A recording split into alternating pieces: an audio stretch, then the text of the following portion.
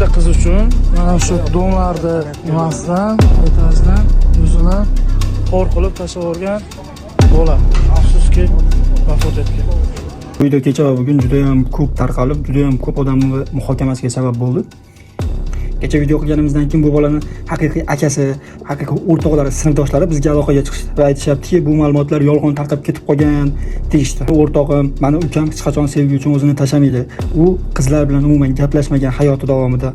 O'rtoqlari ham shunday deyapti. Ba'zi bir Telegram kanallari, ba'zi bir qo'sh tirnoq ichidagi o'zidan bloger yasab olgan, axborot beruvchi yasab olgan ba'zi bir blogerlarga aytadigan gapim, bilib bilmasdan hamma narsani ham reklama qilib yoki o'zingni kontenting uchun chiqaraverma. Bu yoqda uni oilasi bor. Bitta odam, mayli o'lib ketdi, joy jannatdan bo'lsin, lekin bitta odamni nomini sen yomon qilib qo'yibsan. Agar mana shu odamni taniganlar bo'lsa, menga aloqaga chiqsin, atmetga qilinglar, ko'pchilikka jo'natinglar, işte u bola bitta sevgi yoki bitta qiz uchun o'zini tashamagan. Mana shu bolaga aytadigan gapim, sen iflos, agar aqling yetsa menga yozgin. Sen bilan gaplashib oladigan ancha gaplar bor. Sen bitta odamning nomini harom qilding.